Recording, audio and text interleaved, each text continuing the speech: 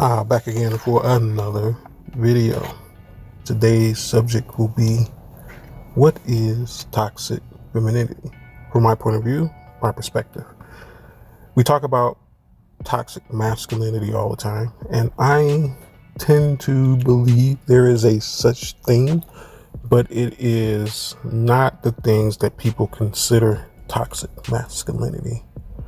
I consider simperism toxic masculinity, but we won't get into that today. Today's topic, like I said, once again, is toxic femininity. The preface. What does it mean for something to be toxic? It means that the threshold in saturation has been met so much so that it has now become toxic. We eat and drink many things. For instance, if you eat too much tuna, you can get a mercury toxicity. If you drink too much water, it can be toxic. If you eat too many almonds, they also can be toxic. But all three of these things are very good for you. The tuna has fish oil in it. The water hydrates your body. And the almonds have omega-3s and antioxidants. Or excuse me, antioxidants, not omega-3s. I think they do. I don't know. Antioxidants for sure. Nonetheless, all three of these things are very good for you. What makes them toxic is the oversaturation of them in the body. This is how I view toxic femininity. We often view toxic femininity as a woman who is very mannish, very rude, disrespectful, etc. While I do believe that is still within the scope of toxic femininity, I want to talk about it more specifically. This is the way that I see it. Remember that toxicity involves a threshold being met and exceeded. This is how I see toxic femininity. Because when did femininity become toxic in America? Well, at the advent of feminism, my opinion. Because women were given more freedoms, as they should have been. I believe that women play an integral part in decision making in this country. They do.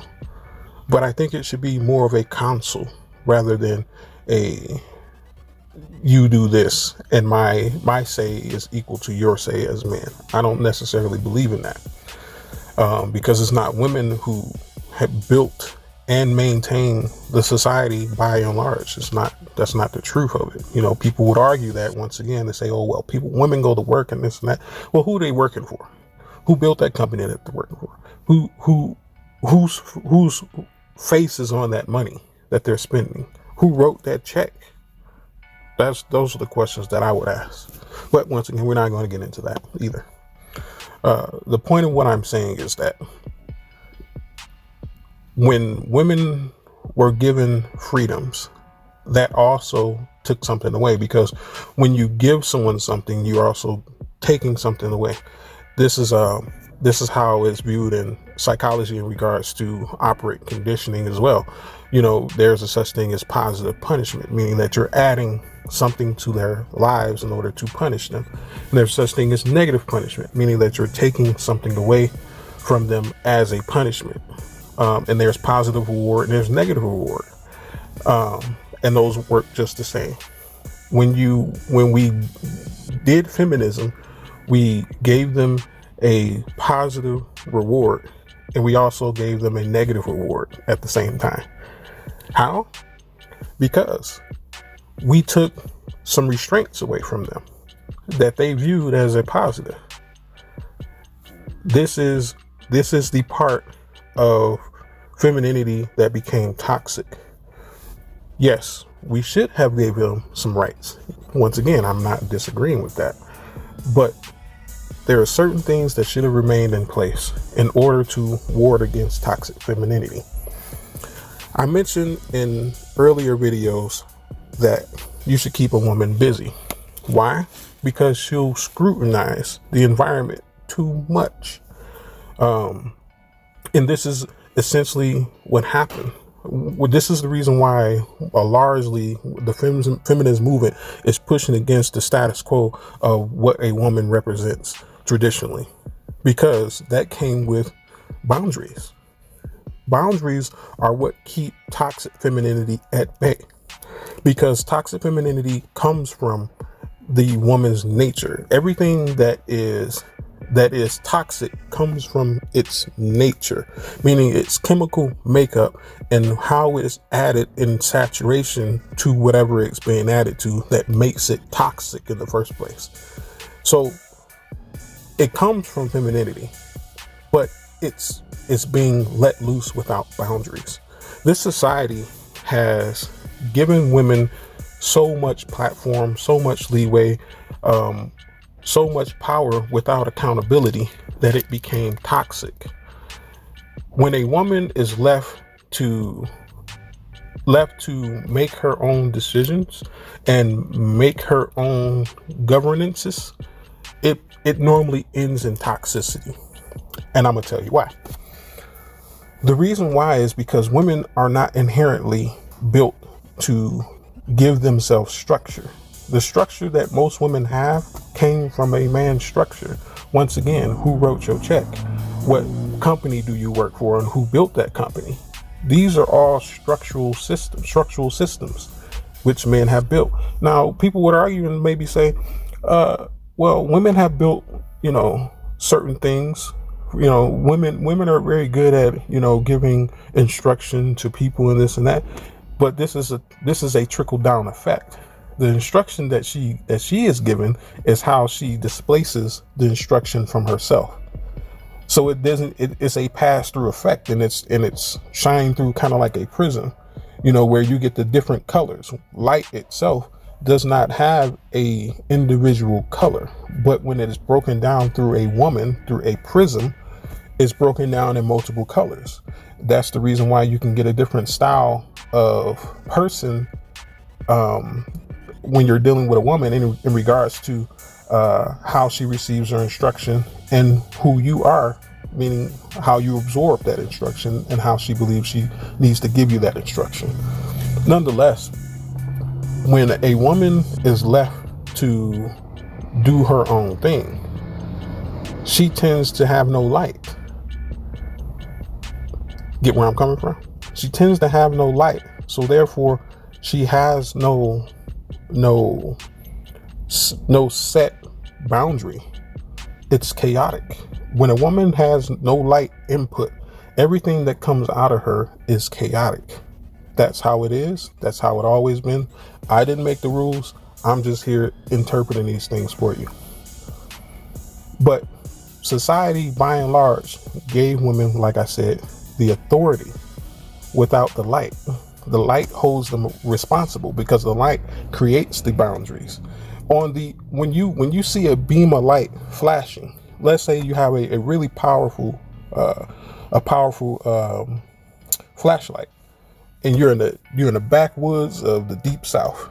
When you flash that flashlight to the left and right of that beam, it's nothing. You can't see anything. If the moon is out, you can't see anything, but you can see everything clearly that's within that path of that beam of light, even though the light is being absorbed by the matter and it's giving off the colors.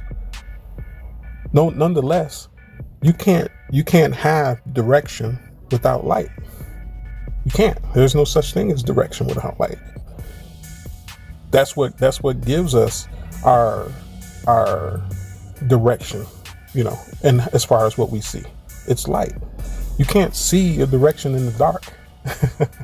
But that's common sense. I'm not going to go into that. Everybody knows these things. But when it comes to how society treats a woman and how a man treats a woman, this is the reason why you should give a woman something to do, because it lowers her scrutiny. Once again, the base nature of a woman is her nature. Of course, base nature is femininity.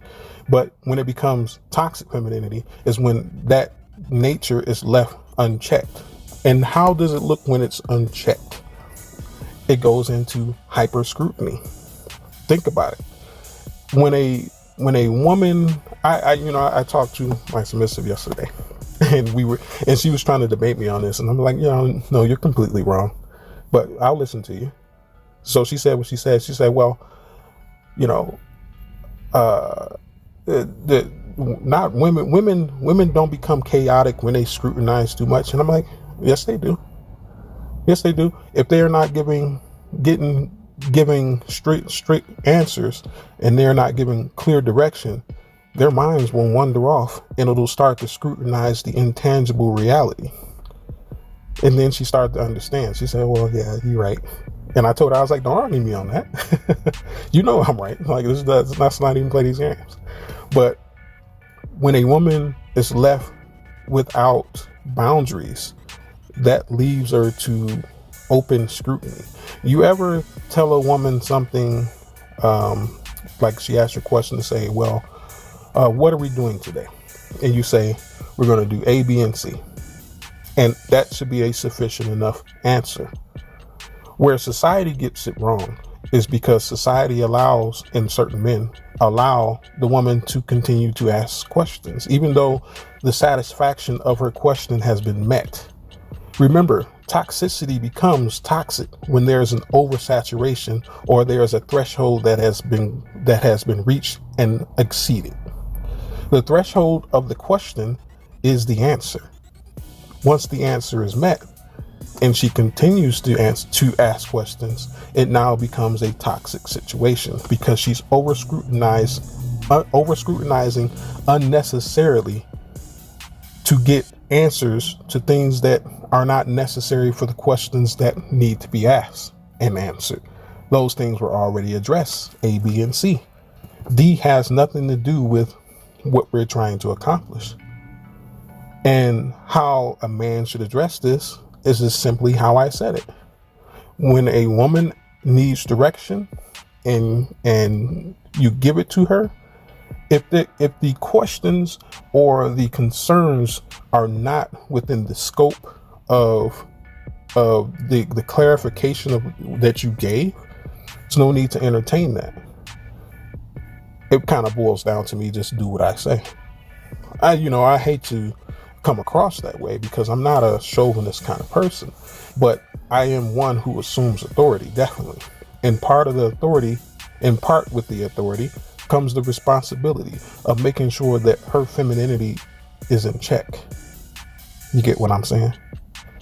So how toxic femininity exists is the over scrutinization of the environment. Once again, I'll give you examples. When a woman says, I want a man to be this, that, this, and that, this, blah, blah, blah. That's a fantasy world. She's never met such a man. Otherwise, her desires would be met and she wouldn't be having to request these outlandish things. So once a woman enters the intangible world and starts to pick fruit from it and tries to bring it to the reality and realizes that it does not match up, yet she keeps trying to add things from the intangible, it becomes toxic because she's over scrutinizing a reality that does not exist and applying it to the one that does.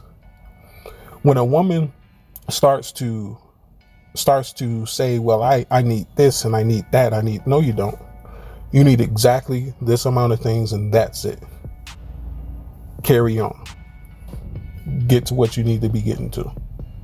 That's normally how I handle those situations. Though many men and society does not handle women in such a way that they put up a boundary so that her femininity does not run amok. Her scrutiny does not run amok. Her over evaluation of things unnecessarily does not run amok. This is how we came to PC culture. This is how we came to over liberalism, over liberalizing. I have nothing against liberals. They can do whatever they want. But when it becomes, I read an article the other day, and it's even seeping down to the men, that there was a man riding, it was in the UK. There was a man riding a train station, or, a train or whatever, because they do the train thing over there. And the conductor said, "Welcome, ladies and gents. I want you all to have a nice day and enjoy this ride." And you know what that guy did? He complained to the company that runs the train system and said that he doesn't identify, and it was wrong for the conductor to assume that he was a male or a female, and that he didn't identify. Non-binary is what they call it, I guess. He felt offended because he was excluded. How ridiculous is that? This is the society that is being taught to the young men, and also being perpetuated by the toxic femininity.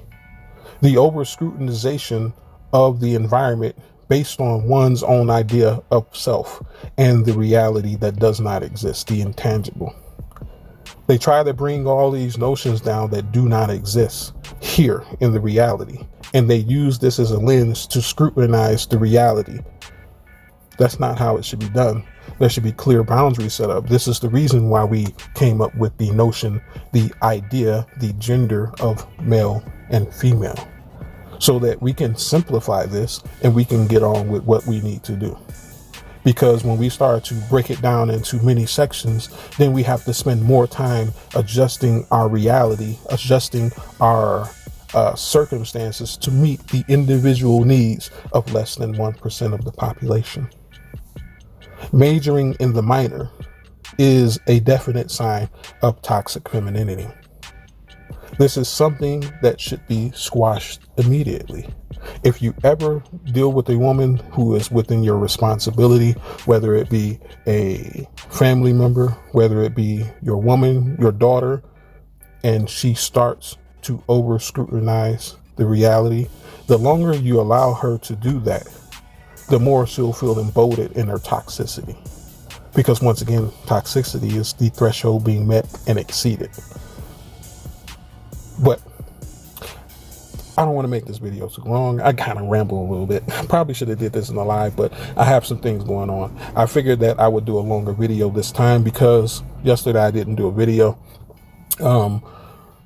Pure laziness, just going to be honest. Actually, no, I have some other things that I have to take care of, and there was a moment that I probably could have did a video, but I didn't. But here we are.